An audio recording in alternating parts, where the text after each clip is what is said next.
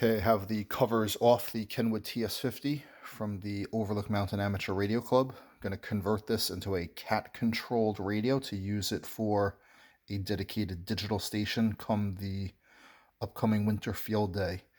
And what I've done so far, because this is an old radio, about 25 years old, first thing I needed to do was to replace the memory battery. So you can see some nice new shiny solder connections with a fresh CR2032 battery.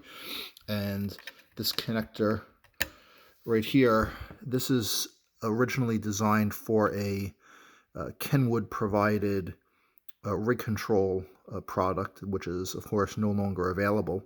So I have purchased a mating connector with wires off of Amazon for a few dollars. I'll go ahead and plug that back in there. And I routed those wires up through the front of the Kenwood TS-50, and I've attached those to a USB to TTL converter, also available for a few dollars on Amazon. So I've connected the appropriate wires from the connector on the bottom to the ground, the transmit, the receive, and the 5-volt wires. So go ahead, I'll turn the power supply on. There we go.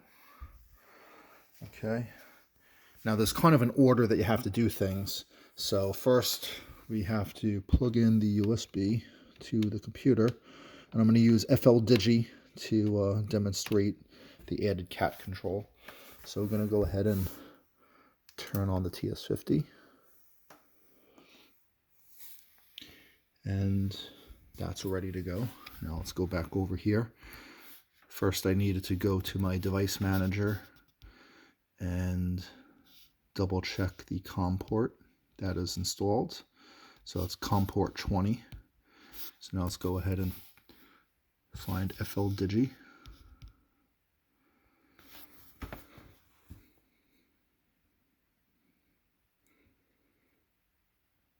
I don't know why it takes a little while to run, but it is what it is. Okay, so now we go into FL Digi. First thing we need to do is go into config, and we have to select rig control. So for this to function, we're going to use hamlib. So we have to make sure that we're going to check mark this box off when we're done configuring. You can find the radio of choice. There's TS-50 is in there, so click that. And we have to change the baud rate to the 4800 baud. Stop bits is 2, polling and mode is 250 and 2. And then we go ahead, hit use hamlib, and then we go and hit initialize. And then we hit save, and then close it. And we can see we're tuned into 21.000.012. And if I turn the knob on the TS-50, we can see that we're changing it on FL Digi. You can see I'm shuffling it here, so let's see where this, press some buttons. We'll change it to, let's see.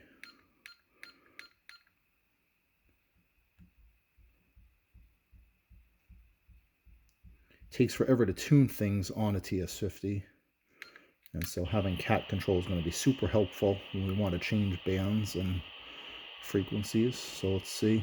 So leave this on 72.45. And so there we are.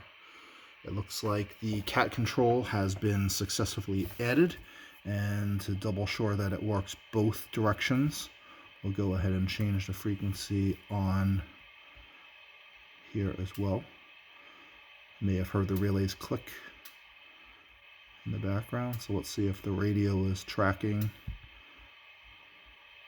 Go up to 10 meters. So we're at 28.245 and 28.245. So this is ready to go from theory to actual, and now I just have to clean this up and make it look a little bit nicer. So this is phase 1 of a TS-50 to cat control conversion. stay tuned for phase 2, which will involve some other stuff.